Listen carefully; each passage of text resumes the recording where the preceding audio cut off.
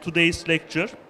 As you know, FADA Talks is part of our culture for the 5 years since the foundation of our faculty. And we are really happy and excited to have Izaskun Chinchilla today amongst us. And it is my pleasure to introduce her at FADA Talks. Izaskun Chinchilla works on diverse projects ranging from urban design to interior design. At her Madrid-based design office, Izaskun Chinchilla Architects. She is a member of RIBA and a graduate of the Polytechnic School in Madrid, where she teaches now. Also, she is a senior teaching fellow and researcher at the Bartlett School of Architecture. Izaskun Chinchilla is an important representative of a new generation of architectural practice that focuses on the connections between social and scientific thinking. Izaskun Chinchilla reflects on the role of ecology in radically transforming architectural practice and the potential of changing mobility patterns in relation to caring activities in the cities. Chinchilla's projects address gender issues and work with design hacking everyday industrial objects to create a broader architectural engagement. Before inviting Izaskun Chinchilla for her lecture, I would like to thank all of you being here, and special thanks, of course, goes to her for coming all the way from Madrid to here for this lecture. Thank you. Thank you. Okay. Hello, and thank you so much for the invitation to everyone, and thank you so much for gathering. I know you might be busy in your in your desk, as we always are. So thank you for taking the time. I think it's better if I go further. So in this presentation, I have been trying to introduce the 3 activities that are supporting our office. The first one is the average design activity in an architectural office that, as it was said in the introduction, is running from many different scales, and also a lot of transdisciplinary work in our case, and getting commissions from public and private sectors. The second activity that we are running that is very important for us is teaching. We are teaching mostly at the Bartlett School of Architecture in London with a very empirical approach to teaching. And we are trying research to be this third activity, closing the cycle relating design and teaching, because we got the feeling that the research is the activity that is making the findings of our design process accessible and useful for others. So our definition of research is the reflective and critical process and methodology that we can apply to design, so that we can pack the conclusions from a design process into a useful tools for other designers and researchers. So these 3 activities, this is not going to work, okay? Sorry, yeah, it's working. It's just requiring some warming up. So we try to make public this kind of 3 activities combination in platforms like Instagram, in which we are sharing students' work that are done under our supervision, our own design, and the conclusions from this design process with the writing of it. For us, the balance between drawing, writing, building, prototyping, and many other empirical processes is fundamental. So I have structured this lecture around the idea of research topics that are crossing like parallel lines, several projects in several moments of the office, and that, in our opinion, has allowed us to provide with other researchers and designers with useful tools for design. The research topics I'm going to talk about has been packed into 3 different arenas. One is ecology, sociology, and technology will be the third one. And in each of them, I will try to propose you a question that I think can be critical in your design thinking of the future years. In ecology, we will be talking about circular economy, what I call the full work paradigm, and the biophilic design. Sociology, we are going to look at how users can be transformed into makers. What can be the contribution of design and architecture to social capital? And something relative or related with female empowerment that is still very important in places like Spain, in which I'm not super old. I'm not as young as you, but I'm not super old. And I was still not having, I was having just one female teacher in the university out of more than 40 different tutors. And that's not the only problem. So it's interesting to talk about it. And then in the sense of technology, I will be talking about recycling and hacking. Also what can be art and crafts in a post-digital situation after the digital development, and the value of fragility and reversibility in low-impact logic and projects.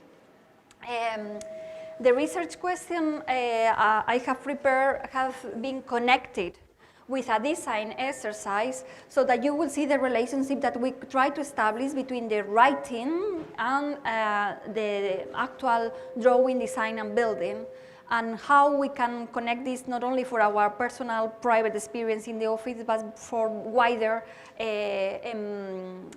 empirical audiences that we are trying to build.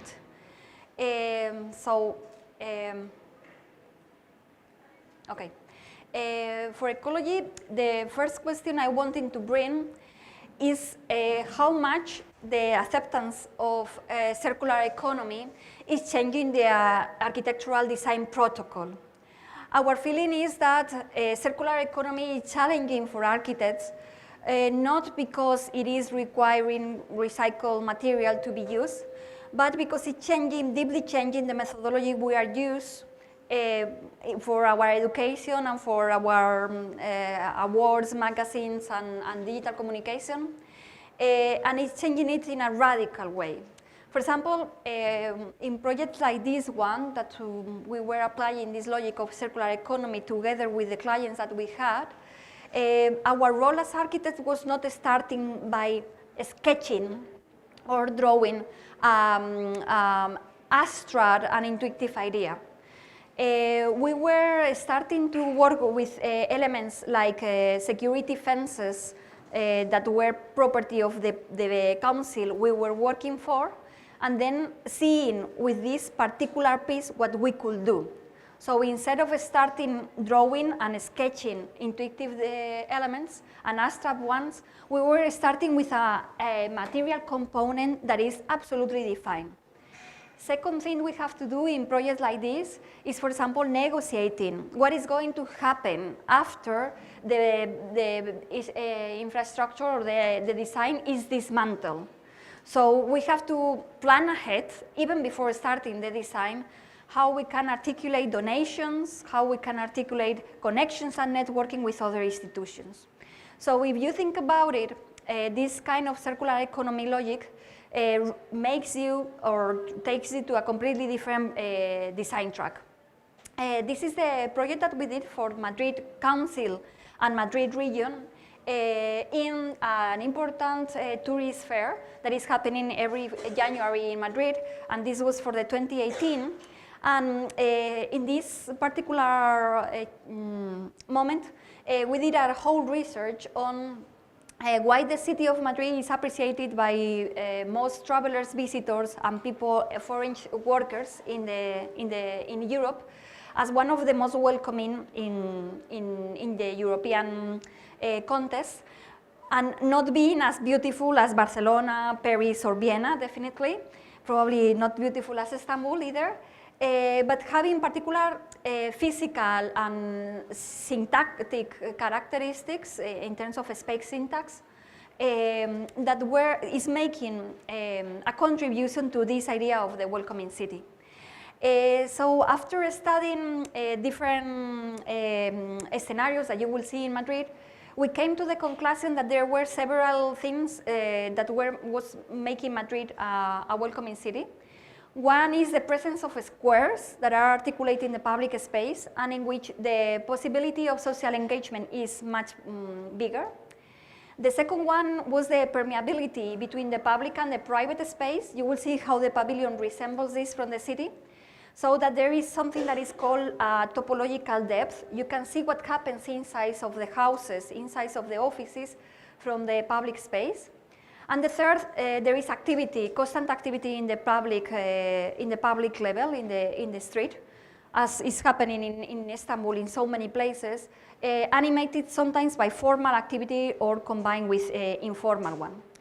So this is the analysis that we did drawing the city as it is now, trying to look at why public spaces were successful and what were the characteristics of those ones that were successful. For example, in those ones, and I think that's also coming from the circular economy, we are not starting from a blank paper, for a white paper, but we are starting from what we have there, the real existing city. So in this, you see all these topological depth that I was referring to. There is not a flat facade, but there is a sequence of very detailed architecture that allows a sharing view from the inside to the outside. Maybe you can, and you can see how this topological depth is happening in many different scenarios in the city, and how the presence of the squares connected with private housing and connected with residential, the presence of the balconies overviewing the public space is creating all time this kind of topological connections. And this is not only happening in the city of Madrid, but also in the region of Madrid, with constant presence of balconies overviewing squares and introducing activities of different kind that are overview from the public space to the private, no? From eating outside to making business outside to selling things outside. I don't have to explain that. You are coming from Mediterranean, so it's more or less what we are catching. So in this design, what we did is accepting the rigor. Wait a little bit, please. Accepting the rigor of circular economy by using as many elements as we can that were belonging to the actually to the council, like these security fences that is building all these stalls. Also, we were just renting the structure so that everything that we are using is hanging, and we are not investing any money in the structure. And also using other elements and components like nautical buoys that are going to be donated afterwards, or low impact materials like cardboard or textiles that can be reprinted. And also try to resemble these physical conditions of Madrid as a welcoming city, introducing elements like anonymous balconies that has been replicated with new materials, the big square that you have seen in the center. It's a bit difficult. And also something that was very important for us is the presence of a kind of organic market, honoring Rastro, that is one of the informal markets that we have in Madrid. And we introduced that social engagement activity by introducing stalls for the 54 different stakeholders that the council is having at the moment, that goes from the main museums like Prado Museum or Arqueológico to football clubs like Real Madrid. And each of them were having a stall, so that whenever you approach this stand, this big representation of Madrid city, you will always face somebody talking to you. So there were like 200 people working in the stand and welcoming you, because all these stakeholders were introducing their own stand for their participation. And here you see this combination of of the balconies together with the stalls and this concept of the permeability. And this connection between the interior and the exterior. Here also you have a sequence between drawings that has been done before the construction, and then images of the poster realization. this is not working very well. It's not very well synchronized. I don't know if it's worth it maybe to take the, or I can say nest maybe in a classical way. Okay. Okay, nest, let's go. I'll go with, because this is a fast sequence in which we are relating the drawing with the pictures. And as I was saying, what is important for me is to recognize that the sequence of design has been deeply altered, but this notion of a circular economy in which we are starting with already defined and existing components, and this is attached with already defined and existing city. We are not trying to start from a white concept, the same that we are not trying to start with a white material. We are trying to start with something that is existing and can be reframed and resembled within a new context. And here you see like different areas of the, yeah, there's wait here. Sometimes it's very interesting for us in the logic of circular economy also to introduce in design a small scale, and I think that's important also for the interior design connection with architecture, as what we call hook for the users. So we have the feeling that if we look at this room, architects have tended to think in the past that the structure was more fundamental than the details, whereas at the end, your experience of this lecture will be probably more affected by the microphone or by this than the structure of the building that for most of yours will be invisible or irrelevant. So for us, it's also very interesting to look at how users can really engage architecture through small elements. And in this project, for example, we were carefully looking at the objects that the stakeholders were going to show and drawing them in the stalls, trying then to create the public expression of the institution of Madrid, no? Instead of denying that this was going to happen, really framing that little detail as the welcoming door of a city.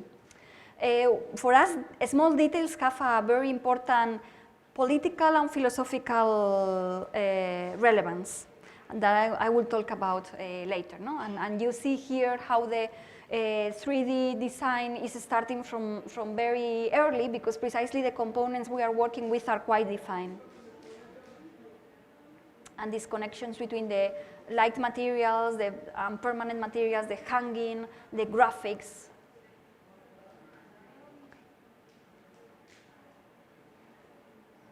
Okay.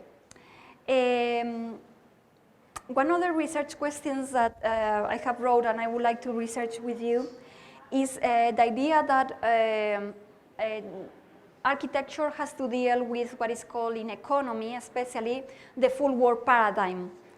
When I was studying at the school, and still when I'm going to review, my school is a very modern movement style, and many architects were supposing or were accepting that in a plot there is nothing till an architect arrives. And still when I'm reviewing there, many people say like, there is this neighborhood in which nothing interesting is happening.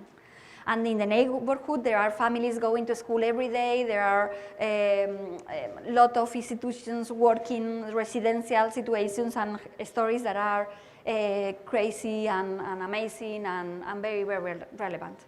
So our approach to architecture and the research we are trying to develop is precisely based in the idea of the full work paradigm. That is, wherever you look at, especially in places like Istanbul with a rich culture, but also in all Europe, in which most of the infrastructures are already done, the world is already full. And our human activity is not about introducing new elements, but in our opinion, our role as architects, and young architects especially, is going to be transforming what we have around, intensifying its use, transforming the usability of it, transforming the logic, but not so much to start from scratch. So for showing you how this is affecting design, I'm going to show you one of the projects that we have been working for longer in our professional life and experience. That is the renovation of a medieval castle in the center of Spain, in which we were introducing a MediaTek, and we were accepting certain clues that for us are coming from this idea of the full world paradigm. First of all, we decided not to do a building inside of the existing remains that are overlaid and that are coming from the 13th century to the 19th century in layers of an old castle that has been buried, a medieval castle that is only the lower part of the building that we see, a Renaissance castle that is the top of the building, and a 19th century church that dismantled part of the existing castle to make itself, and that is still working. So in all of this overlapping of remains, we decided that a new building was not making sense. So what we decided is to use the outdoors spaces among the different remains and just introduce passive elements that would allow to improve a little bit the weather conditions so that these outdoor spaces will be useful more months in the year. In this area of the Mediterranean world, the outdoor is acceptable. You can use it in a very comfortable situation for 9 to 10 months per year. And this is when this building is open. So instead of having a big lobby with a building that is completely enclosed, we just put 2 ramps and some umbrellas that are protecting you from the excess of rain or from the excess of sun. You can pass. We were also covering the central area that is approximately 1,000 square meters by a double layer platform that is composed of glass in the bottom and metal grate, and that is containing 42 solar chimneys. When they are open in the summer, they create an spontaneous ventilation so that the sun hits this glass chimney and takes all the air up. So as it is connected with the crypt of the church, that is this one, is ventilating, and now the temperature is struck, and only this mechanism is reducing the temperature 8 degrees in summer, which is taking you from 38 to 30, which is fine. And in winter, what we do, we close this, and then the solar light comes directly to this glass and to these ones, and then the hot air is force in the lower part, and then we are increasing temperature around, again, 8 degrees, which is making this outdoor space comfortable for exhibitions over 10 months per year. And these are the solar chimneys that you can see on top and that are creating this spontaneous ventilation. The reason we did this was because we have the feeling that the Spanish regulation says heritage has to be maintained forever. The catalog buildings. And all the castles are cataloged in Spain, but we have the problem that we are the third country in UNESCO heritage buildings. First is Italy, second China, and we are the third. We have 6,000 defensive buildings, 2,000 castles in Spain, and only 400 of them are in good state of conservation. The other ones are ruins, as this one when we were arriving. And there is no money to maintain them. So the problem is that the sustainability of heritage in our country is mostly depending on how clever we are in changing the use of architecture. So what we thought is that introducing a cultural program with an outdoor cinema for adults, an outdoor cinema for children that could run in parallel, a small MediaTek for showing picture videos, an exhibition area, a library. You will see also that we have areas for eating and all this will maintain the activity. Again, with an outdoor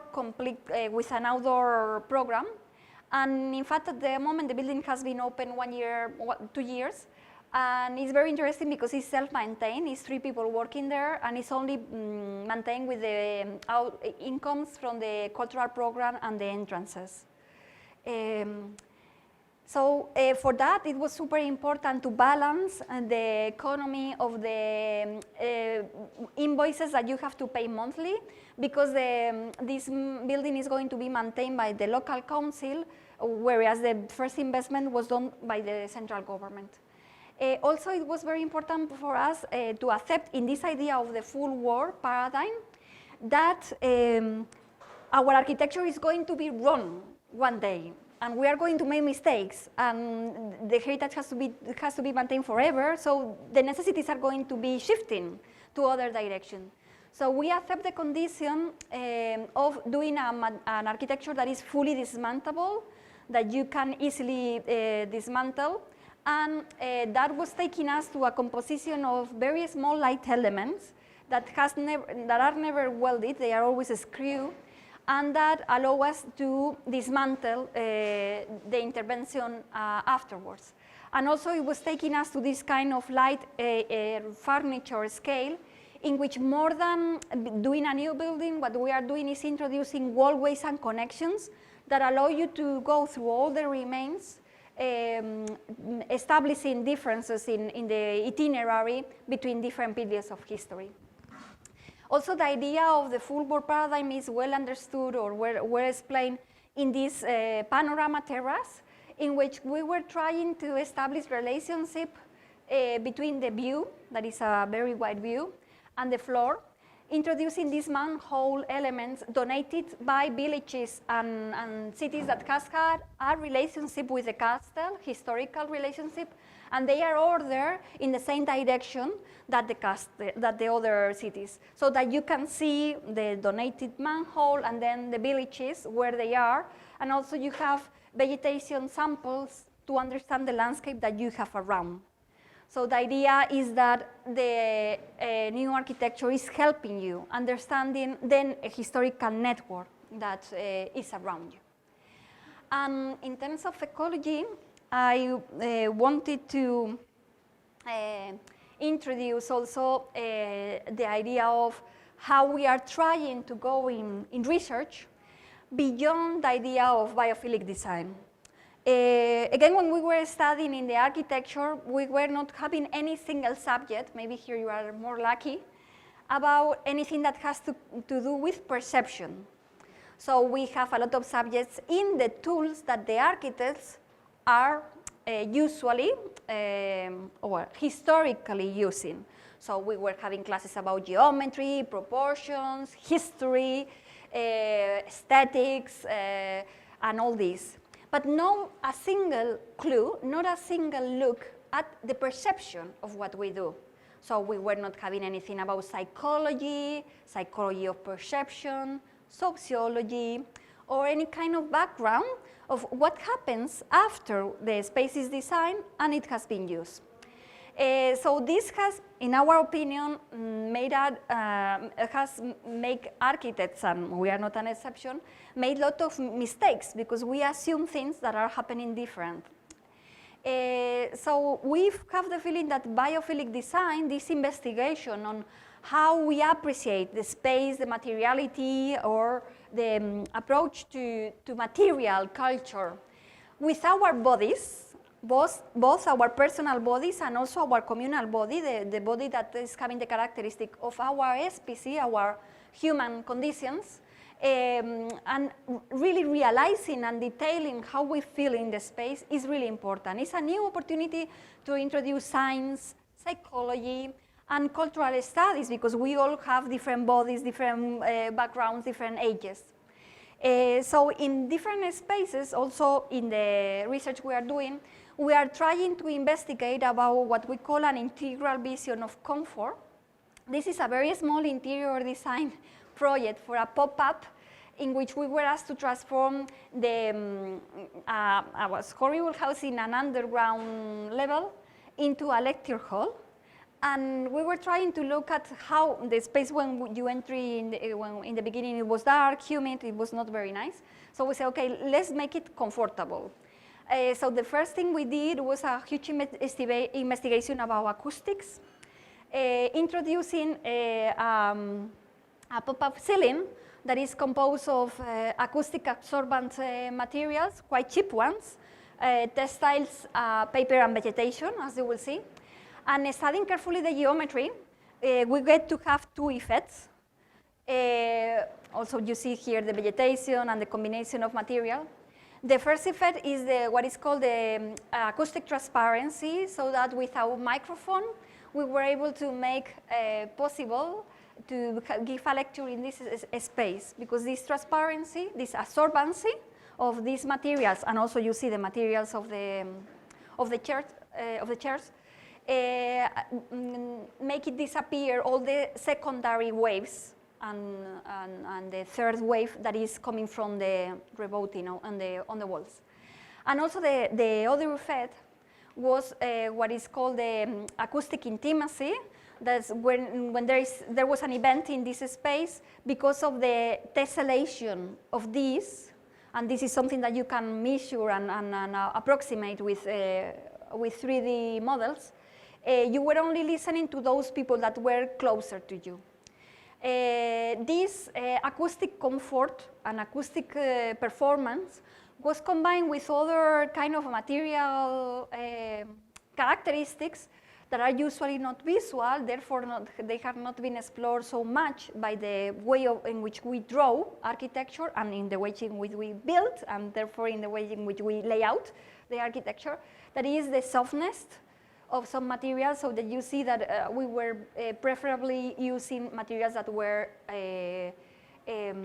soft, and they were also combined in a way that is resembling some pictures of existing in the Prado Museum that is nearby, and that are looking at ruins and remains from buildings like Alhambra in the Andalusian context, in which the garden and the outdoors were mixed in a quite blur situation, so that we were trying to introduce the natural light, the softness, the acoustics, the comfort, the color of the garden, trying this kind of boxy situation to disappear and don't create the psychological problems of the closed space. So all this investigation about how actually people feel in really dark, underground, close and very constrained spaces was taken through this investigation, trying to expand the landscape that we have around with very simple means. For example, this is a marker done by ourselves in the wall. It's just like a black market with certain, of course, certain grace, if we can say that. And this is like the result of the acoustic design within the space. And this mixture between materials and vegetation that creates this notion of comfort. Okay, the second block of the lecture, I really hope that you have questions, because I'm saying a lot of things, and at the end we will be able, I hope, to discuss a lot on these elements. The second block is about sociology and how we are thinking that the main focus of our design is in fact the role of the user. So this is a project that we did for an art fair. That is a super important art fair, and I like to say that many times when clients come to our office, because they have complex social circumstances. For example, this was a project that the budget in the Spanish context was very low for an architectural project. It was 100,000 euros. But the meetings were with about 50, 55, 60 people together in all the meetings for a small thing. And it was because in the art fair, the curators have a lot of power, the owners of the gallery, the director, the people that are sponsoring. Well, it's a public thing, so all these people have to give an opinion. And we have learned that sometimes when clients come to us because they have the feeling that we as an architectural firm have the ability of mediating. We have taken courses on that, so we are taking that seriously, no? And in that sense, we have tried to balance this ability of mediating with what we think is materially a way of doing things and designing that is based in the idea of a distributed knowledge.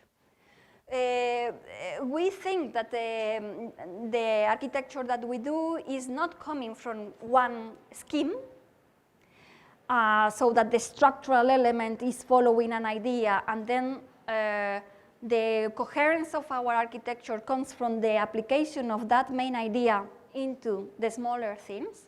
But on the contrary, what we want is to empower users in a different and varied way, with a varied background.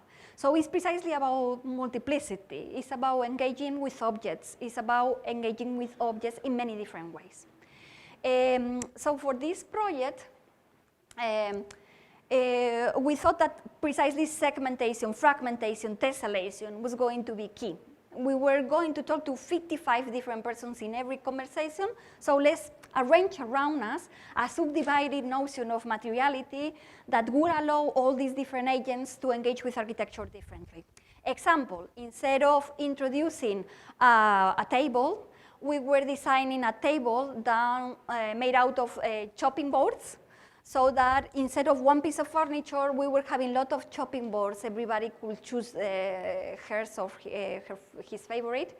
Instead of introducing a sofa, we were introducing a mountain of cushions.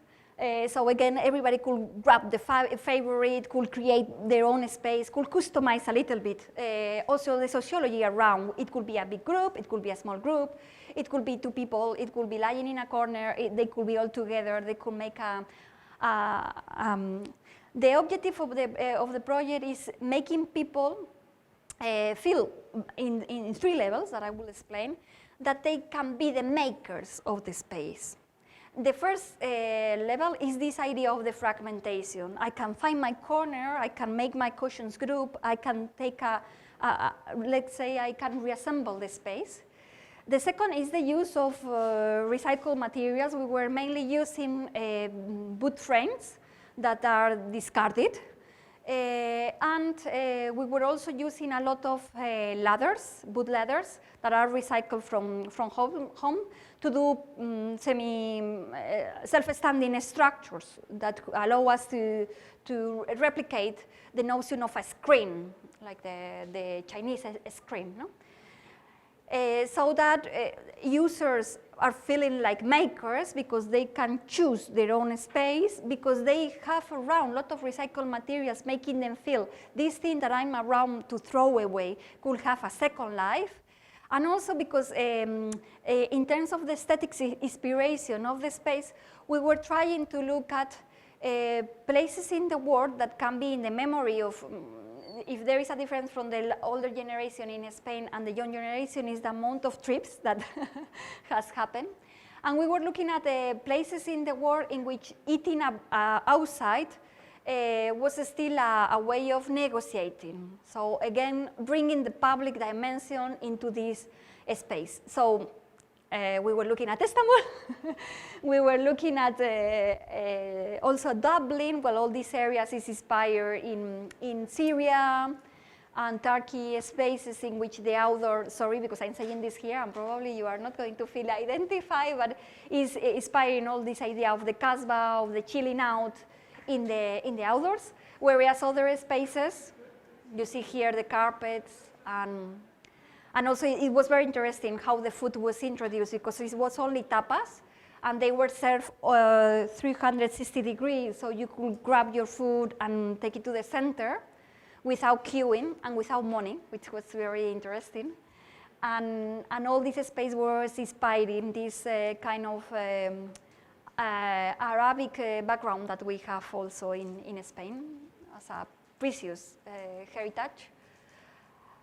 And you see all these recycled elements and this. This other area is the restaurant, and it's inspired more in also the outdoor negotiation, the outdoor meeting, the outdoor food, but probably in a more Asian way.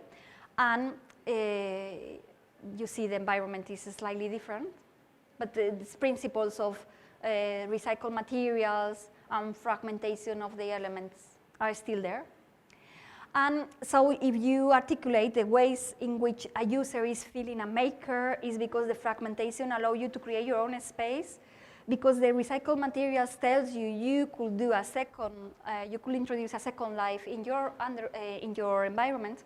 And the third, because your memories from trips are resembling the space, telling you, you know about this place. You could do your own one. It's your own story, no? One other investigation that we are trying to introduce is the notion of contributing social capital. Social capital was a notion introduced by Putman, a North American USA sociologist.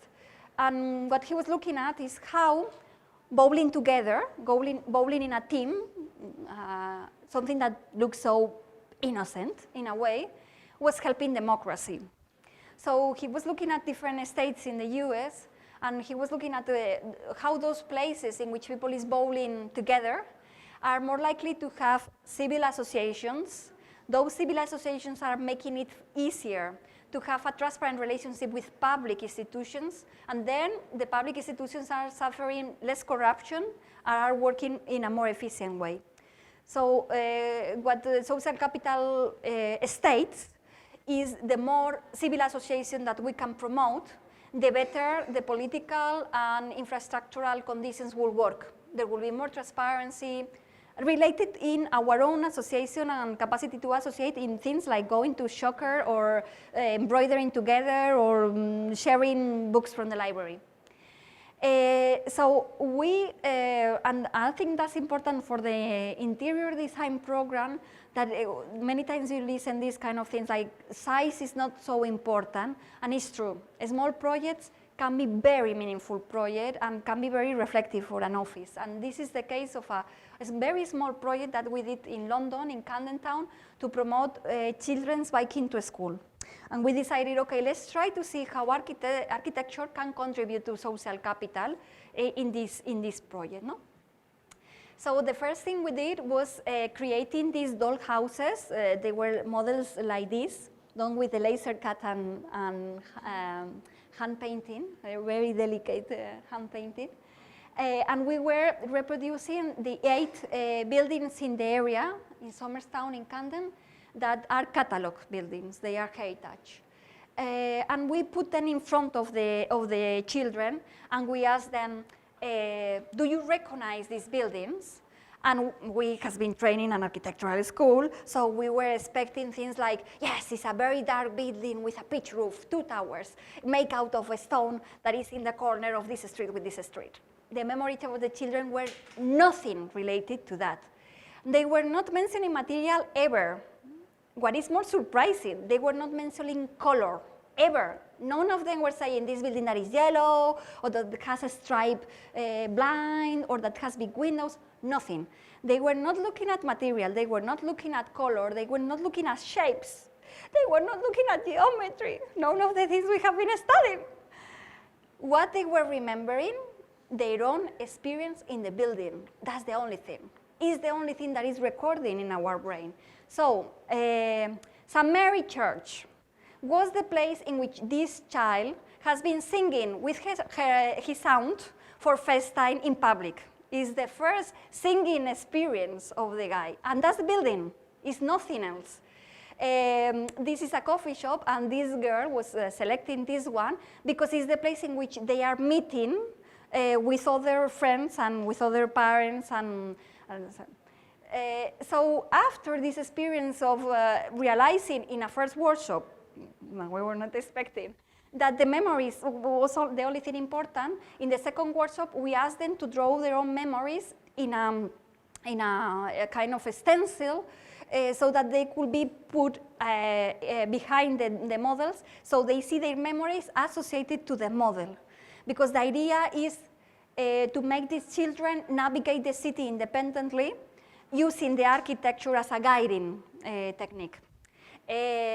So in several empirical processes in different workshops, what we discover is that the possibility of introducing itineraries in the city and making architecture, articulating them so that the first mental image of the city of a 4-year-old child will be, this is this building, I can do this, is really, really challenging because it has to move and connect experiences. So we started to work with the position of the buildings, and we are starting to discover very interesting things. For example, children can repeat an itinerary that they know till they are 4-year-old. If thinking of a small village, children going to the bakery, for example, every day, 4-year-olds, they can do it. Going from the house to the bakery is an easy one that they have done several times, and they can make it.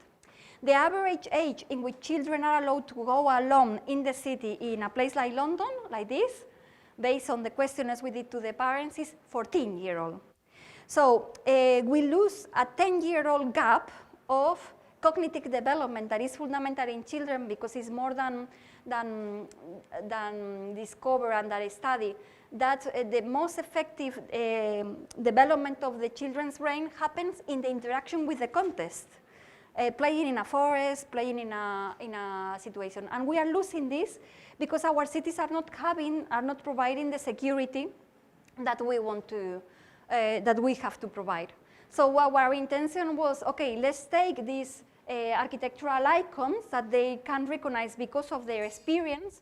Let's connect them back with their experience. So for example, we were proposing the council to do a game in front of every heritage building so that they associate the playing rayuela, playing different things in front of the heritage building, and they associate their position with this, and they, then the buildings could work as signals to guide themselves.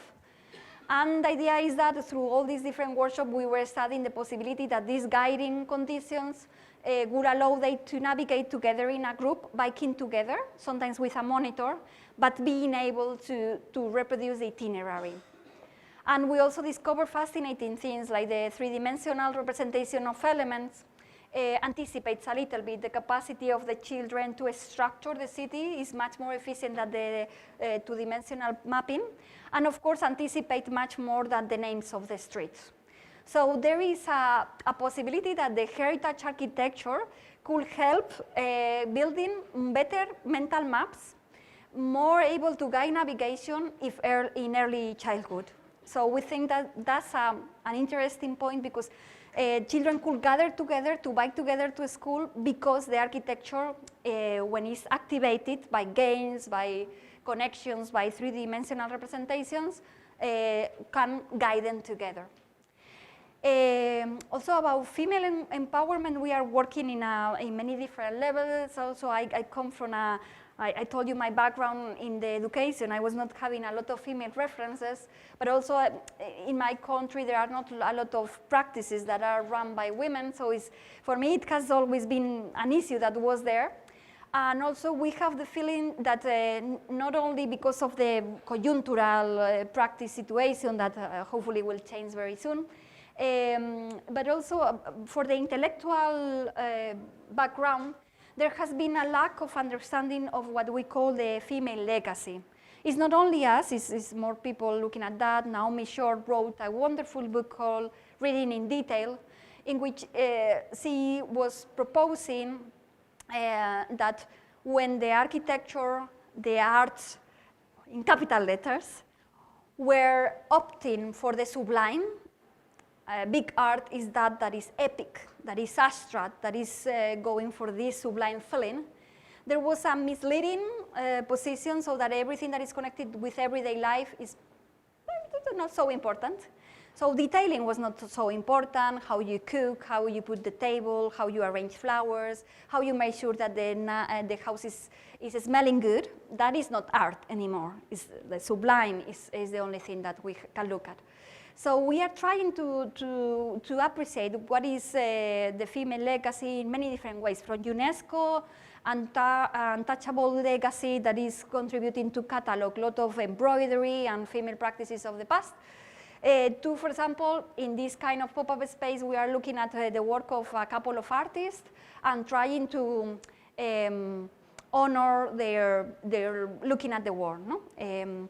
So this space was dedicated to George O'Keeffe, a North American abstract painter that was looking at scaling up elements in nature, saying this little flower that we see in 2 seconds when we walk through nature, when it goes up to a gigantic size, takes our attention for 20 minutes. And then this reduction of the velocity, of the speed of perception happens, and we feel much more engaged with nature. So that's a very interesting investigation, but she also looked at Navajo art in the south of the US, and we were applying the patterns that she studied for Navajo arts. And this is a pop-up space, it's a bar that is only lasting 3 months. It's like in an interior courtyard that was super horrible. And it's also interesting that we were looking at George O'Keeffe, but we also have to do something that is called product placement.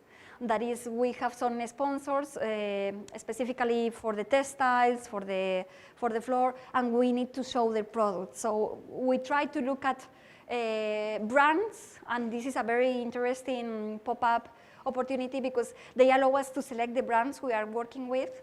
So we work with brands that are having an investigation that are closer to female artists. So we try to find first a collection of female artists and then show to the brands, and the ones that are feeling closer, we choose the artists together. And a similar process happened in this also pop-up space, in which we were looking at a British landscape designer called Gertrude Jekyll. Gertrude Jekyll was a very interesting landscape designer and gardener because she was making a full research in the color of the gardens.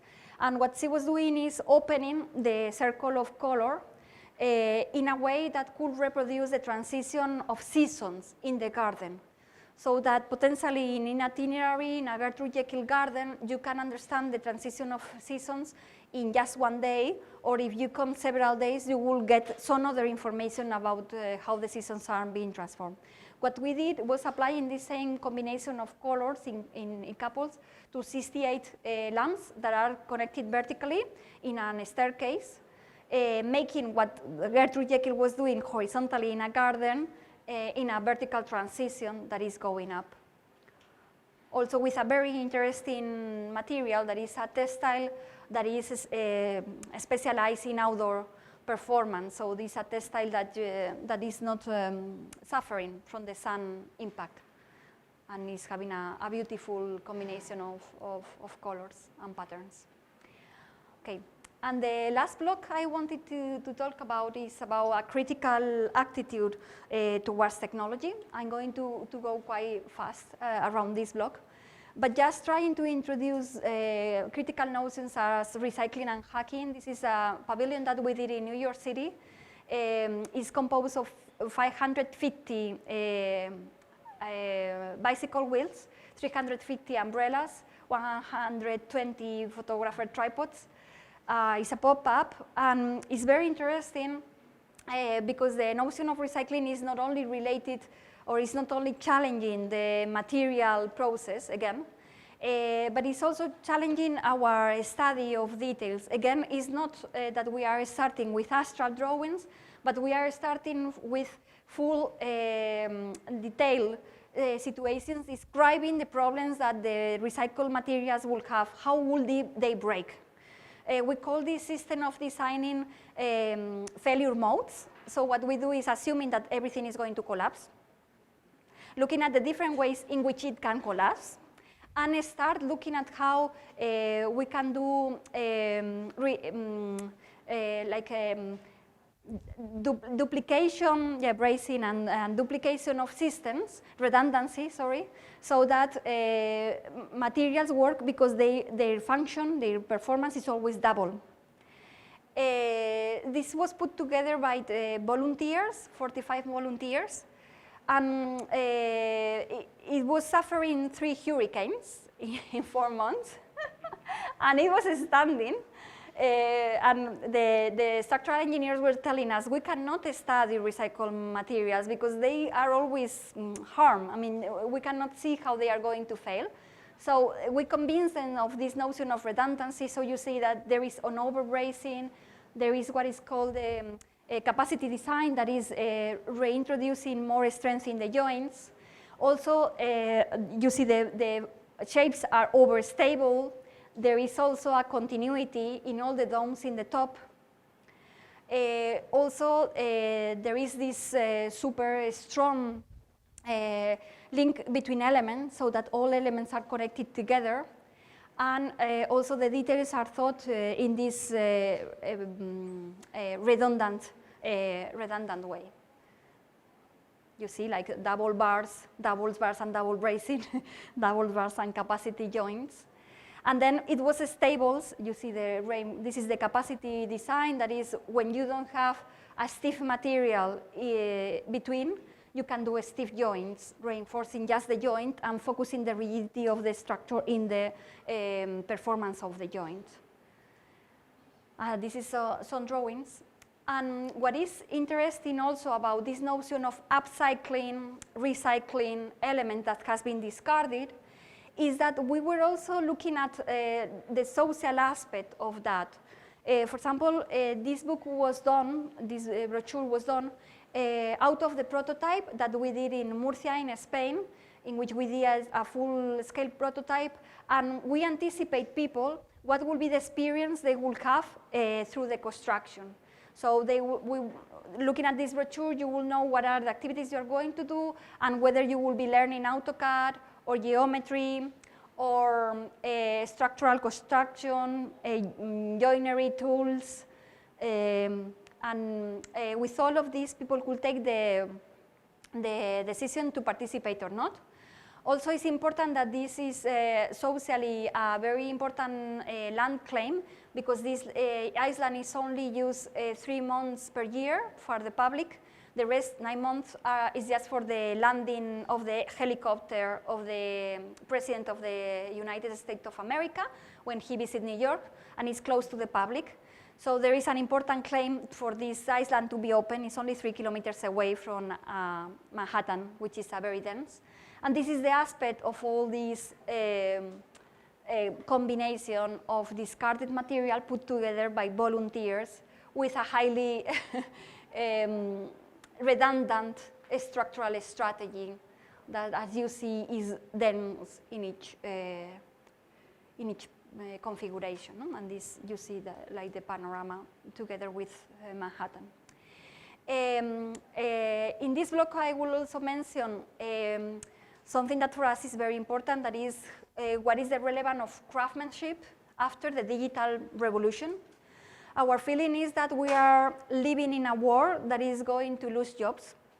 That's not something we are saying, is stated all over, and this loss of jobs constantly around us is going to be a major problem caused by the digital revolution.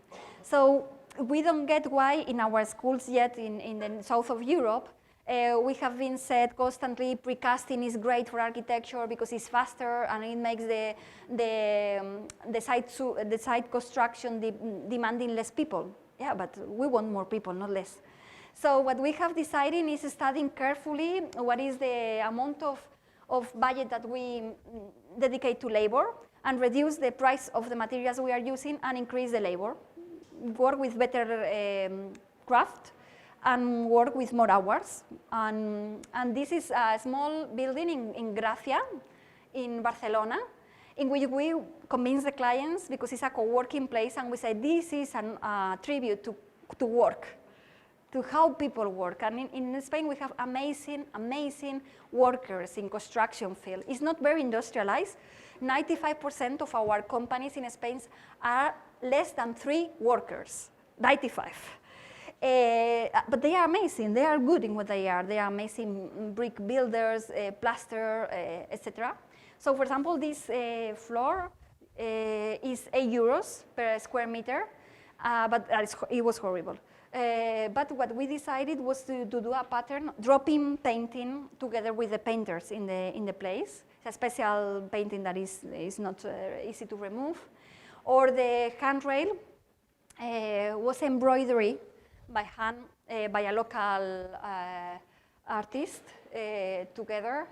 We were, well, you can see like a painting with a stencil, introducing wallpaper, introducing this kind of plaster work or stucco that is only handmade. The cost of the material is zero, it's just like bricks and mortar, but it requires a kind of finesse in the making, the baskets. We try to work with all the makers in the area, and we think the result is absolutely great without requiring expensive investment in materials. So you feel all over the co-working space this presence of human hands that has been well, making what you have around. And this is some of the spaces. And this is like the main working rooms. On the roof, well, there are more elements of the ventilation and all of this.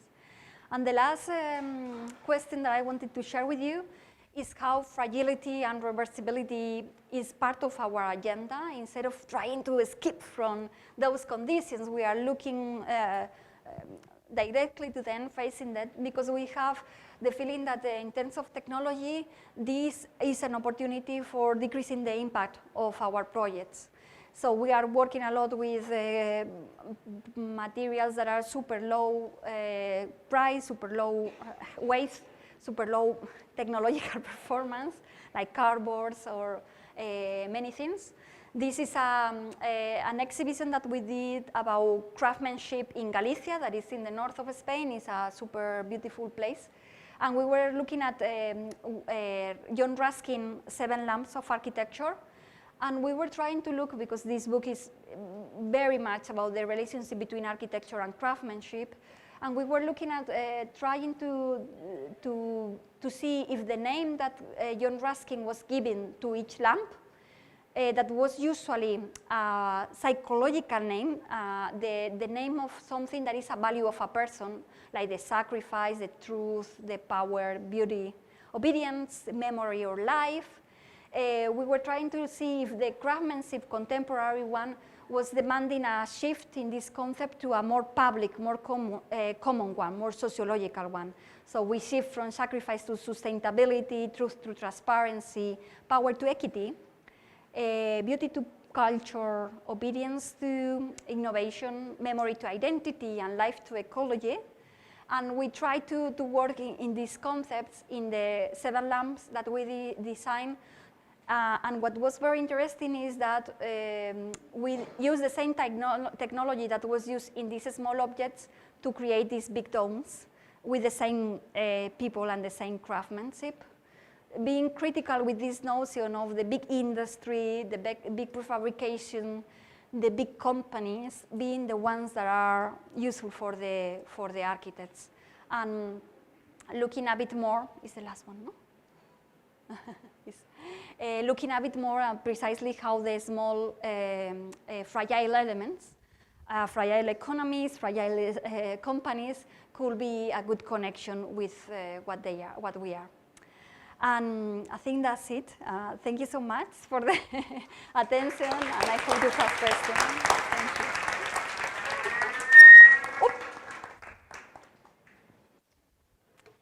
you. It would be super nice if you make questions, especially the students. I used to be super polite, and if people were not asking questions, many times I was giving a lecture and people was like, not asking anything.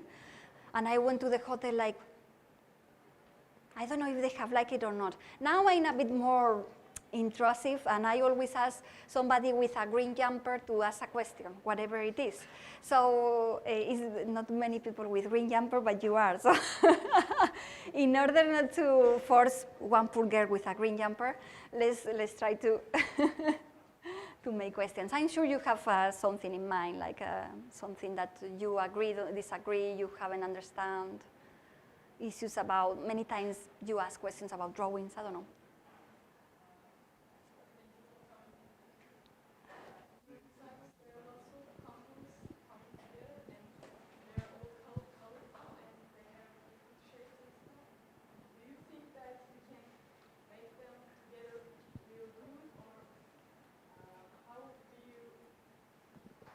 How do you use the colors? And I mean, there are lots of colors and shapes, Yeah. and this, I don't know, but it looks so somehow not complicated, but a whole. Yeah.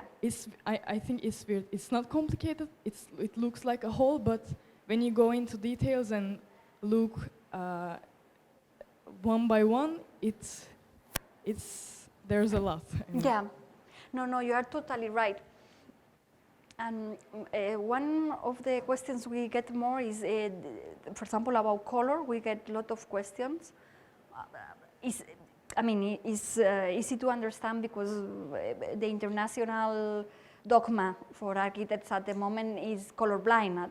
So it's like everybody's not looking at color anymore. And so about color and shapes, the mixture and the hybridity you are mentioning, which is completely true, is a very good observation.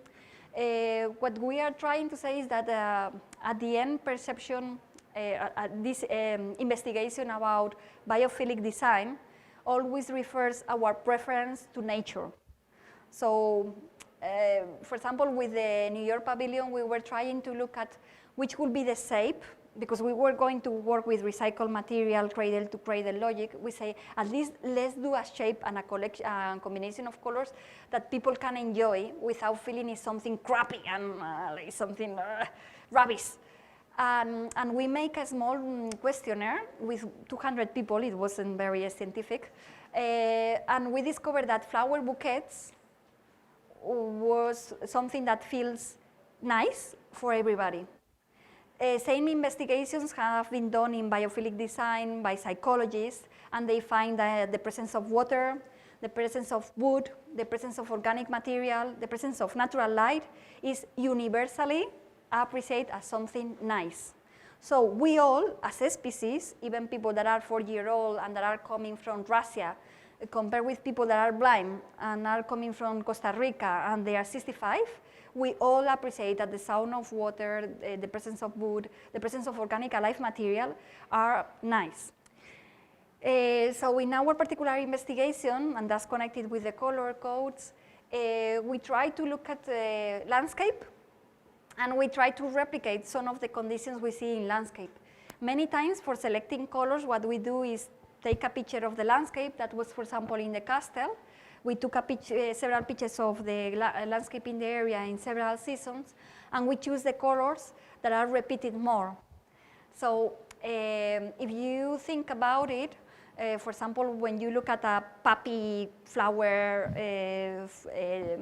field, imagine yourself in the middle of a forest or in the middle of a field full of different flowers and species. You have all this diversity of colors, shapes, and funny enough, they integrate. They integrate perfectly. And not only they integrate, they make you feel all of us with no distinction of age, cultural origin or anything. That make us feel well. So that's the investigation we are trying to run formally in the university, trying to pay for psychologists to make questions, to make measurement and evaluation, but also in our design process, trying to check if people is feeling comfortable with what we are doing, who is hiring after, how, for example, brands are happy to show their product through all this combination of landscape-inspired architecture, and that's the findings we are gradually doing.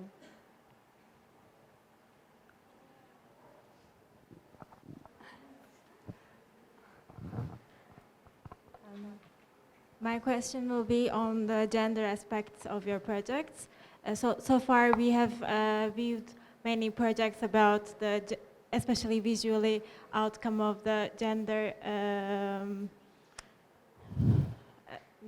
oriented way of thinking. Yeah. Maybe.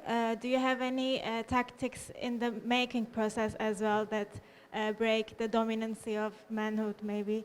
Yeah. It's a pity because I have one final image that I was not introducing that is showing how in different industries the executive boards, the people that are taking decisions, are balanced, more female or more male internationally speaking, and precisely the construction industry is the bottom one, is the less balanced one. So we are in a field that is, I mean, we are alien and we are going to be alien for a while. So do we have strategies? Yes, and also with the improvised strategies every day. For example, one super funny little thing, little strategy, is using textiles as material. We have discovered, and you see that we do a lot of pop-up in which we are using textiles. In Spain, part of Europe, the places in which we have been so lucky to work, whenever you put a textile in the description, women comes with a sewing machine to the site. Because I don't know why it's an industry that is fully female dominated, no? So whenever we find that something is, okay, female done, this is clear, we use it the more we can. But then, of course, out of these smaller things, and I have very beautiful pictures of a couple of the pop-up interiors that I was showing you, that it was all the women working together with the sewing machines in the little rooms. As you see, like this is like all over, because we really think that is a very simple but a very efficient way. Then we are also trying to look at historical figures of women, or maybe people that are not so important, but that you can discover. For example, there are people that has been writing amazing letters, and or doing amazing ikebana, no? The art of the flower making or the bouquet making. And this is not in MoMA, but we consider that it should be. And it's not only arts. For example, UNESCO is protecting what is called the untouchable heritage, things like storytelling, things like decorating parts of the house, embroidery, making your own clothes. And in part of these activities, female has been the dominant in the past. So we think it's just a question of changing a little bit the official story of the museums and introducing a bit more attention in those points. That is something we are also trying to do. And also the other strategy that we are trying to do is being there. I mean, we try to make a public life. Every day I come here, I have a son in Spain missing me, and I'm missing my son. But we think this public activity is super important, no? Being part of this. For example, I was having a lot of doubts on whether introducing my personal name in the name of the office or having a more collective. And one day, a boy in the team said, no, Izaskun is necessary. We have to do it because everybody's having the name in the, and there is not women name. So at least we have one office that is having a female name. No? And well, that's part of our existence, like being a little bit in a different position. No? It's very simple strategies, but if I discover something, a big revolution that I can hold myself, I will tell you. Hello. In your presentation, you mentioned a lot of pop-up structures, temporary structures, and dismantling structures. I don't know, have you included somehow waste networks throughout Spain or in Europe, maybe? Yeah, that's a question that we get a lot, and it's very interesting, and I think it's very interesting for students. For a while, pop-up architecture has been considered like this something smaller than real architecture, and something that is just like many people. We were in a debate, and they say, yeah, it's something very good for young architects to start getting commissions. And we were in the debate and we say, no, that's not true. It's not a temporary phase that you pass through in your way to the big airport commission. No, you could focus that way, and that is a possibility. But we really like to enjoy what we are doing. We have a lot of small projects, and we don't want to be like, oh, it's a pity that we are not having a big hotel commission and an airport. No, we're doing doll houses. It's fine. Let's enjoy, no? So what we have discovered is several things. First, pop-up is a much more experimental field.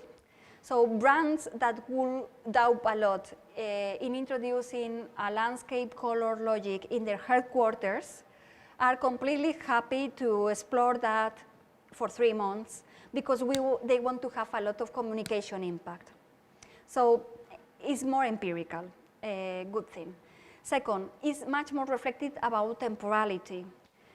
Many people tell us, no, because it's a pop-up and then you have to think about the dismantle. And I say, yeah, and also in the castle refurbishment, we have thought about the dismantle.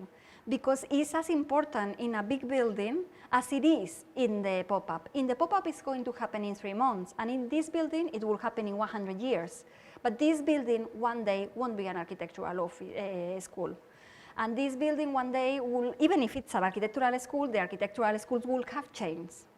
And we will need to change this space. So there is an element of flexibility that we have to introduce if we want to look at sustainability and we want to face climate change. So for us, it has been very important that the pop-up architecture has allowed us and forced us and teach us to think about this temporal condition of architecture applicable to all the projects.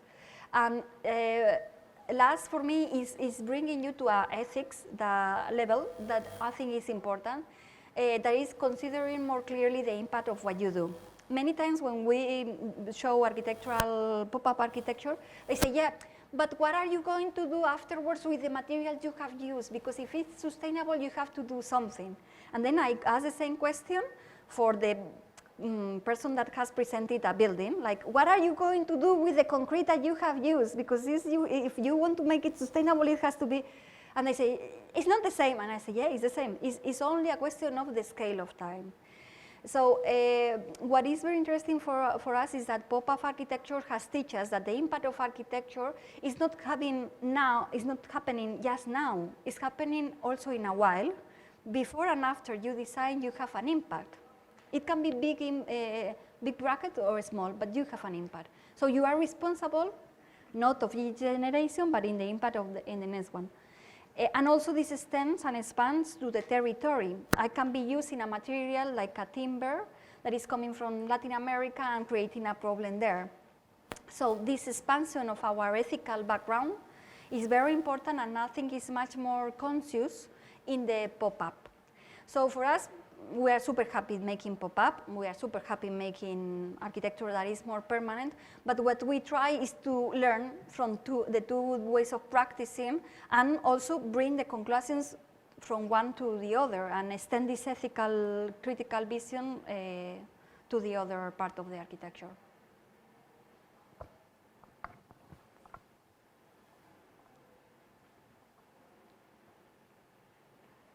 Probably people is getting angry, no? Or like hungry, no? Are you hungry? You want to eat, maybe. If you want to eat, it's fine.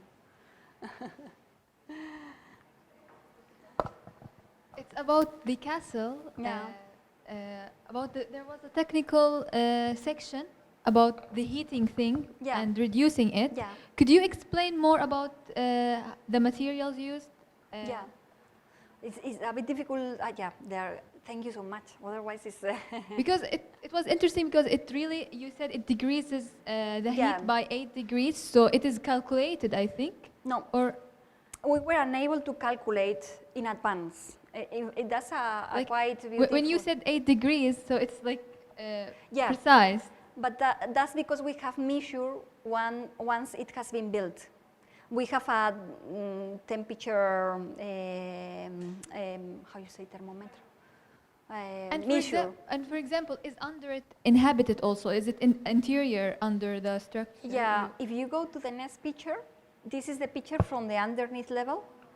So what you see is that it's covered in glass. The glass is color. This project is having, we were working 13 years in this project, so it's having a lot of details that I haven't been able to mention. So let's go to the previous one. What we have is this layer is the glass that you are seeing. These are the very thin columns, 6 centimeters, that you are looking at. Because it has to be dismantleable and reversible, all the structure is supported by some beams that can be unscrewed from the foundations. And then the combination and the heating condition happens when you combine these glass layers with the metal grid and the solar chimney. So what happens is that in winter, you have the direct radiation of the sun, and this is creating a greenhouse effect. It's like when you leave your car in the outside, and you go there in the summer, and it's boiling. It's just the sun radiating the interiors, or the interior materials of the car, radiating heat, and the glass not allowing this heat to go out. So this happens spontaneously, and in summer, what we do is also all these glass chimneys that you have seen. If we go 2 slides further, this is, these are the glass chimneys. So again, in winter, the heating creates this greenhouse effect in the inside, and we have a small ventilation that puts this down. This has to be forced, it has to be electrical. And if you go back, in summer, what happens is that we open this, so the air that is heated here is ventilating outside, and here is the crypt of the church, which is having an underground massive level of cubic meters in very good temperature, and it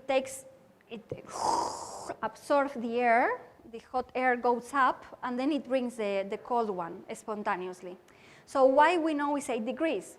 Basically, when we were discussing with our engineers, imagine 16 years ago, no, or 14, they say, yeah, all these passive means and all this. This is not going to work, Izaskun. They told me, we can put the solar chimneys, but they are not going to work. So let's put the solar chimneys, and then we will put a conventional air conditioning system. And they force us, because it's a very good engineer brand, and in the ministry that was paying this, they say, oh no, if you haven't convinced Urculo, we need to put double. And then what happens is that I say, okay, we're going to put the double system, but we are going to build first the chimneys. If they work, we won't install the traditional system. And they say, okay, fair enough. So we put this, and what we have is, maybe you can see it in the next slide.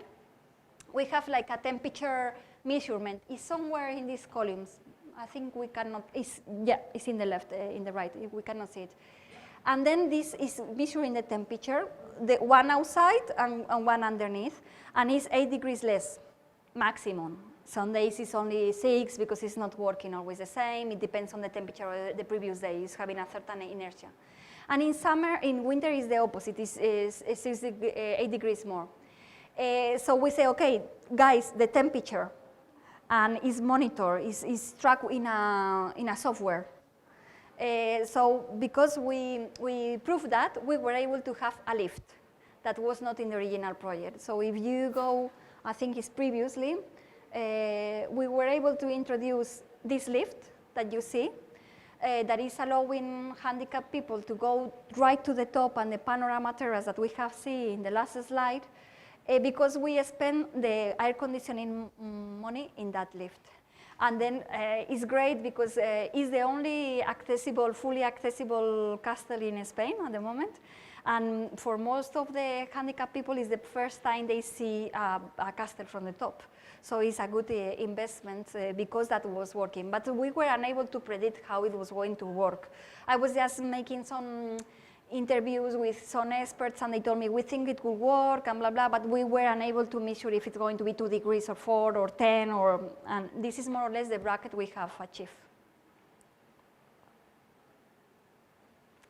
Okay. Thank you. There is, I think, another question.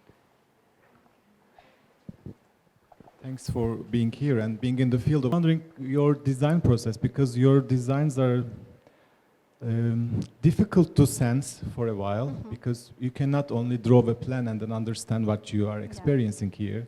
And what kind of representation techniques do you use during your design process? I was wondering, because you are really triggering sensation, maybe more than perception, but sensation, I would say that.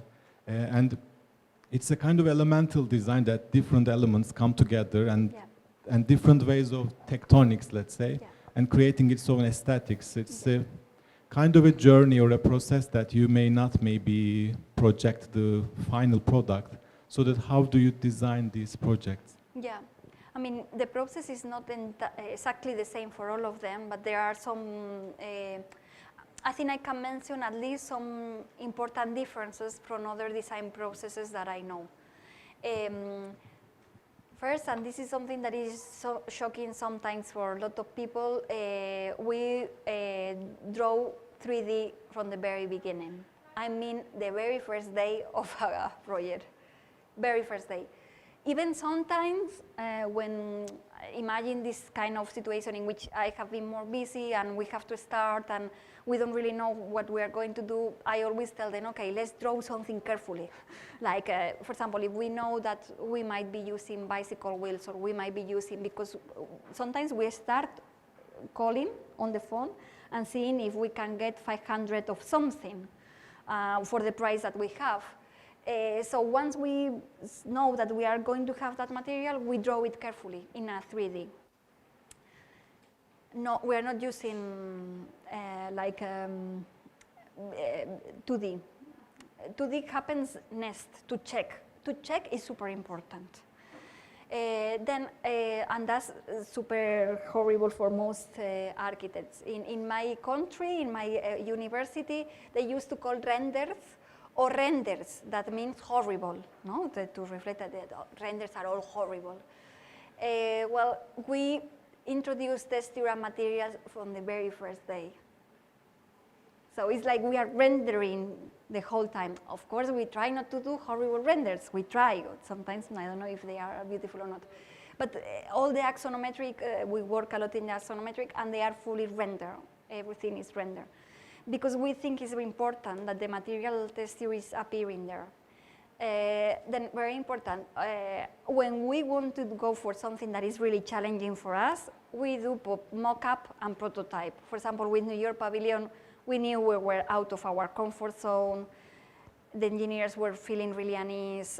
We have never worked with volunteers to such a scale. So we say, okay, let's do a mock-up with 5 people that don't know anything about architecture in Murcia, close to Spain, in an environment that is a bit more friendly, and let's see what happens. And we suffer a lot in that construction. It was horrible. It was going there crying every day because it was super tough and super difficult. So pop-up, full-scale constructions, full-scale prototyping, sampling, taking yourself materials. That project, I was welding, I was doing everything. I have pictures of myself in the most horrible aspect you have ever seen. So full prototyping. And then also something that we do a lot, and I'm being super honest, I'm really sharing things that we really do. Sometimes we start from the end. Like, for example, in the first project I was showing, we tell the council, okay, because the council and the region are 2 political parties, and they were super confronted at this moment, and they told us, go to see what they want. And we say, why don't you talk between you? And the only thing they agreed was the circular economy issue. So we said, okay, the council have these security fences, and we discovered it was easy to have a lot of them. So all the structures of the trusses, so everything is done with them. And then the region suddenly discovered that they were owning some nautic schools, and that they were going to buy these nautic buoys for making itineraries. And we said, okay, let's use them in the pavilion, and then we can donate. So this stupid thing that will happen at the end, that is the donation and the dismantle of the material, was something that was a starting point, so it's reverse. Sometimes it happens by chance, but now that we are a bit more exercising circular economy, we force a little bit. So whenever we have a lot of institutions and public clients, and we start telling them, okay, what are you owning? Do you have an association with other institutions? Are you doing a new building? Because most of them come for the environmental background. So we try to help them analyze if there are good opportunities for this real environmental attitude, like, are you doing a new building? Can we use part of the things that you will be using there after? Can you donate? Do you have agreements? Could you establish them? And sometimes it's starting with that, lot of work with the clients, lot of work with the social aspects of the project. And I think these are 3 or 4 characteristics, like 3D, materializing from a lot, prototyping, doing material sample, and engaging a lot with the stakeholders and talking a lot to them from the very beginning, that anticipate a process that I think is very different at the end, even with these small bricks.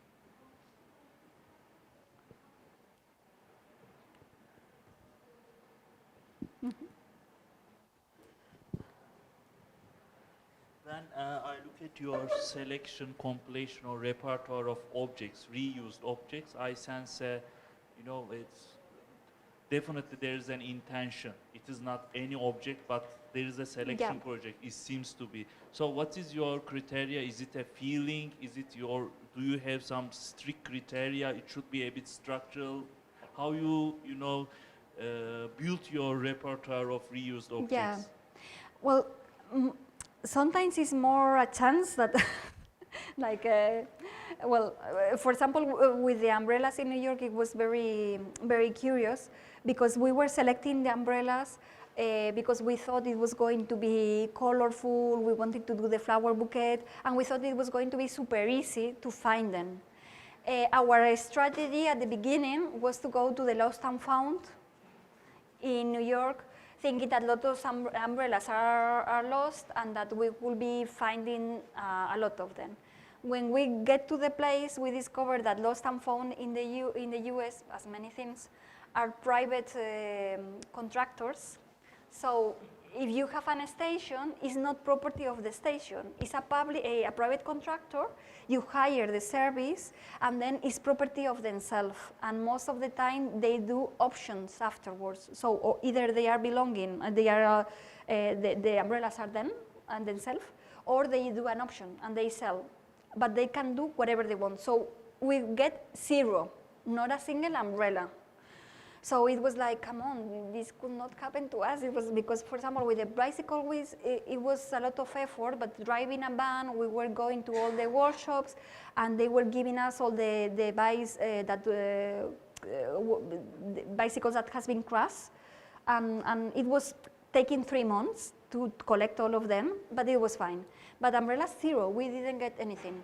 And so at the end, what happened is that the embassy, Spanish embassy in the US, told us, because we asked for help, like, we are desperate, and they told us, in the customs, there is a Chinese collection of umbrellas that are not meeting the US regulation of security.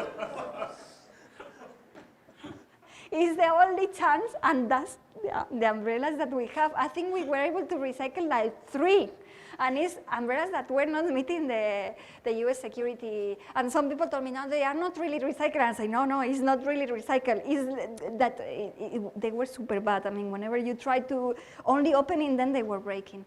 And, but that's a super interesting process. That's what I always say, that circular economy is super challenging, because we all have super good intentions, but when you discover the details of the insurance, structural calculation, everything is challenged by this notion of something that is reused. So what we have learned is that in principle, what we try is to anticipate as much as we can in this process. So before getting in love with the idea of doing something with fishing nets, like so beautiful fishing nets, and all that, is calling the fishers and saying, actually, where it's easy to get the nets, how much it will be. And because there is a lot of transportation issues, legal issues, and all of this. So the first thing we do is calling telephone a lot of people. And recently we have discovered that there are starting to be in Europe some companies that are helping big companies to have a zero impact activity. So what you do is, I mean, you are Carrefour or a big supermarket brand, and you hire, in Spain there is one that is called Ecoembes, and what you do is hire this company and they redesign your packing, they redesign your staff policy, your transportation policy. They can go as far as you want in order to take you to a zero impact activity.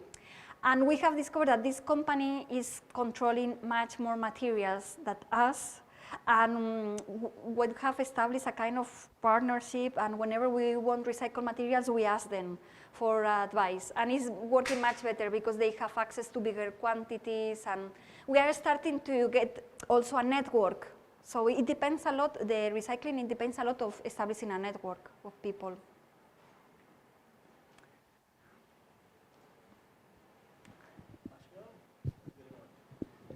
Okay. It will be a funny question, but I will still ask it, so don't laugh. So you start with some materials, actually very cheap materials, very simple materials, let's call them cheap. And somehow you turned, and of course there is all that environmental and social layers, which is extremely impressive. But you, and these materials could be even called junk or trash, unwanted, and so on. And you turn those into very rich and sensuous environments. Do you consider yourself a magician?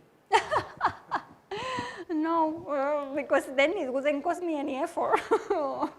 So no. No, what I think it is a bit magical is, my feeling is that if as an architect or designer, designers, we put a bit more the focus in the experience, then this kind of magical feeling appears. No? I think we have trust a lot that that what is creating the magic is the way we do things. And I think what actually creates the magic is the capacity of our body to fill the space. It's a little bit different, no? This morning, for example, we were going to Suleiman's mosque, and you say, okay, it's an impressive space with an impressive collection of materials, with an impressive, everything is impressive. But at the end, for me, things that are making the magic is, for example, when I was thinking about all these super low lamps in the gigantic space, having, instead of electricity, having candles and vibrating, no, with the air movement, and creating this kind of blur situations that probably people feel a bit unreal, and all this is something magical, no, in this moment. And if you think about it, this is related more with our capacity as human beings of replicating scenes, memories, being excited about things and being moved by things.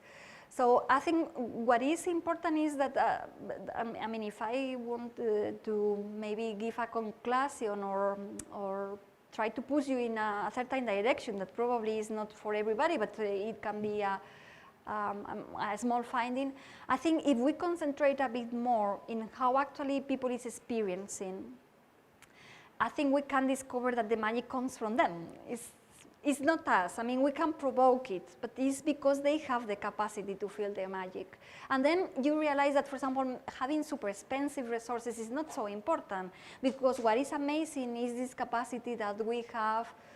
There is a beautiful, it's very connected with Spanish culture, but I think it's understandable. There is a painting in the Prado Museum that is Inocencio X, is one of the popes, very important pope, and it's painted by Velázquez, which is an amazing painter. And it's painted in a way that he studied very carefully, so that in a dark room, illuminated with candles, it looks like the pope was actually in the room. So they used to have it in the Vaticano in Rome to pretend that the pope was there. Because it wasn't, but it has to be in the dark. And now it's illuminated with a lot of light, like, and of course no candles because of the security. And I say the day that people understand that this has to be in a dark room with candles, and it's okay, we put 2 firemen in the entrance, but we need this. It's an important day in which we wouldn't be mistaking development with necessity. That is probably being illuminated with candles is better for this magic than having like the super industrial security around. So I think one of our interests is to recognize that very simple experiences that are coming from our own biological capacity can provide more magic than super expensive, super technological elements that are also good for things, but sometimes are not so meaningful. So thank you also for the question. I know it was very nice.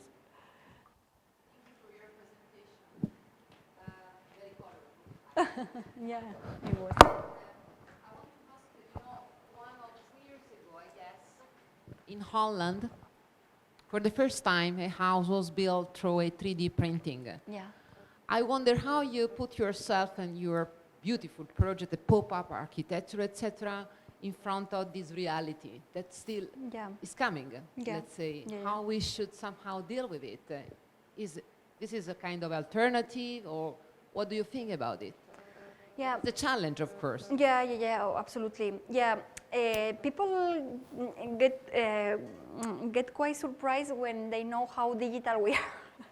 You remember that when they asked me, what is your design method and how is different from others? I told you we are starting from 3D from the beginning.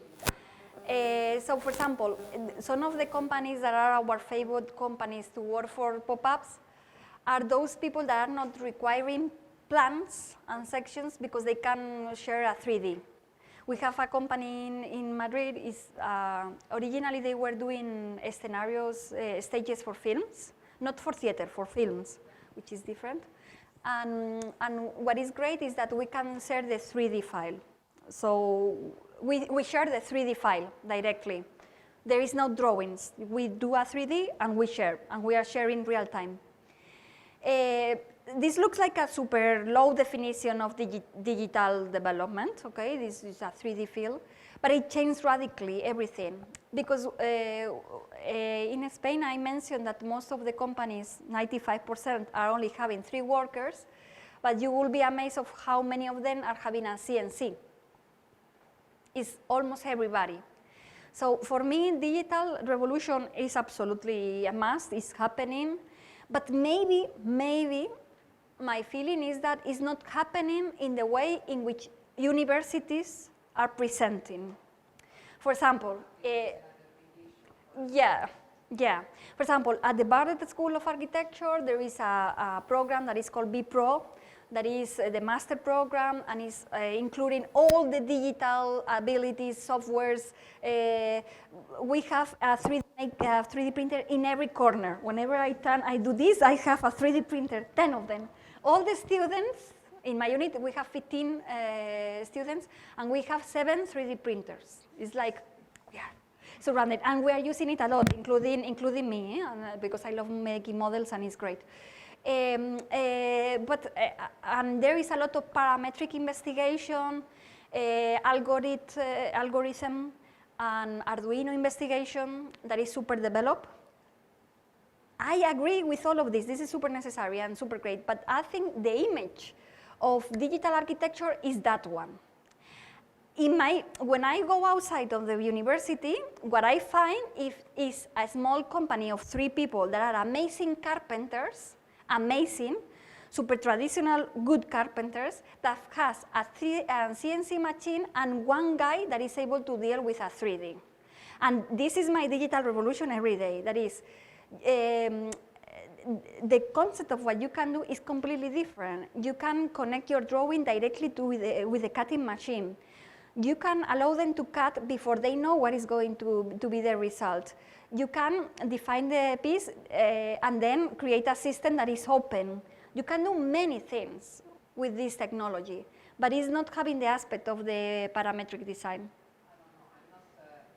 I was just asking, I'm not particularly, let's say, Yeah. Because I must say this part of our reality, so we should learn to deal with it. That's why I'm asking. Because in some project, for example, you show us the chairs Yeah. made out of many different chalk stuff that you found somewhere. So I wonder, yes, when you can find them, you can design also, no? Yeah. It's not something you can think a priori, let's say, because it depends on what you find. Yeah. Very much different, the approach. But I think your question is super relevant because my feeling is that digitality goes in very deep levels, so that architecture that is not, let's say, responding to the aesthetic paradigm of the digital architecture, it can be affected by digital development a lot. And that's very interesting. I think we really have to think carefully about how we are introducing digital. For example, none of this project and none of this object could be done without a 3D software. It's impossible. The acoustic ceiling that I was showing you couldn't be done without a 3D software. Many things couldn't be done. But then you can allow people to combine the CNC machine with a hammer. And then things are not having the aspect that Zaha Hadid was pretending. I mean, it's a difficult, no, it's true. And sometimes Zaha Hadid was doing things with Korean and a guy doing this 3 hours. So I think that that connection between the space, the shapes, and the use of the 3D in the design process, I think is very interesting. And we are trying to be very critical and very conscious of that. But to be honest, if you ask me, how digital do you consider your office is? I will say probably, compared with the average architect, 80%. We couldn't, 80%. We couldn't exist without 3D, without BIM, because BIM, for example, is great for us in many senses because we could define libraries, we can do amazing things. So, but maybe the image is less digital than others. Also because we try digitality to be compatible with ecology, sociology, crafting. Is in different levels. It's maybe not in the surface, but in the process a little bit more, maybe, yeah. Many questions at the end. I was forcing people, and they are obeying. You said you increased the budget by 10% on labor. 20. I wonder the philosophy behind that design decision. Yeah, it's a simple philosophy. I think you are going to be a bit. You know that in Spain we have been out of a quite a strong recession at the moment. And we have a problem, that is, whatever we do in Spain, there is always going to be 3 million people unemployment, whatever you do. And these 3 years has been slightly better than before, and all the politicians has been in the TV saying, yeah, our economy is doing well, now it's again going down. But, and they say, yeah, we're doing really well, and we decreased the amount of unemployment from 8 million to 3 million. It's great. And we are, every day there is more people contributing to social insurance, social system, so it's great. But even when we grow, when there is more people participating, there is 3 million unemployment. This is called structural unemployment level, and most of the countries have a level. It's there. Things that you can do. Reduce the working hours per week. It's being done in Japan, it's being done, it's having great results for productivity, so if we all work one day less, in Spain at the moment is 19 million contributing the social system, 19 million, so if make the numbers. Obviously, the work of everybody is not the same, but there are enough situations to combine this. So that's one possibility. The other possibility is create fake works or give a universal payment to people which is also something that some governments are paying. Me, as an architect, you could say, this is not my thing. I mean, but what for me was very intriguing was that in my university, they told me, prefabrication is much better, because there is a company that brings the house like this in a helicopter, and they put it there, and then you save a lot of labor and a lot of time. And they were telling me this in the university. I tend to be a little bit like, when I was a student, like, what is this guy telling me about? But when you go to real life, they say, no, this is horrible. This is destroying even more jobs. And still, you go to the university. In my university, one of the first exercises they do in all the studios is doing like a precast structure that is modular and that you can stack. And then they say, Oiza, that is one of the most important Spanish architects, said the person that uses modules is held by God. It's like a very, so yeah, you see that the Catholic background is also very dogmatic. And it's like super, and I say, this is not real. This is not real. This is not good for our society. And we as architects are not paying any attention. We have these formulas that we have accepted, and maybe they are great in Germany, but they are not great in Spain, and probably, I assume that they are not going to be great in Turkey. So I think we have to be critical and be able not to apply what we have learned from the magazines, because our contemporary culture comes from the Netherlands. And we have been, I was taught architecture looking at the Netherlands and Renko as architecture, but our social, financial, ecological environment is not the same. So we need to be critical and think what is local for us and what is, and that's what one day we say, okay, this guy is super nice guy and he's an amazing carpenter and he's not having jobs and he's not having commissions. Let's change this metal structure that is doing somebody that is not even paying attention to this building, to this guy, and let's make it in timber. And we like this better. And you appreciate these kind of things that when you know people, you say, okay, this guy is going to go on holidays because I'm hiring the staircase handrail embroidery. Let's make it. I mean, it's not to go into a Dutch company that I won't never see the CEO. So all these kind of things are decisions that if you have a critical attitude around, I'm not saying it's a formula. Probably if we all do that, I don't know, there will be structural problems elsewhere. But I think we have to modulate and respond critically to our environment, not with the formulas that we have received, because sometimes these formulas are not good. And the last comment about this, jobs are being lost now, and we have this structural unemployment level. But everybody agrees that the digital world will make even more. So we are using CNC, is probably our favorite things to use. We are conscious of that. So we think while we are using CNC, we have to give other sort of jobs to people that are reducing the time, because CNC is taking the time that used to be done by 2 carpenters. So we need to balance this, and it's our contribution to this. What we feel very uncomfortable about is this architectural culture in which social and ecological problems are not our issue. We are here to talk about continuity of the space, the folding, Jacques Derrida, and all this. Well, maybe it's our issue, and we are creating part of those problems.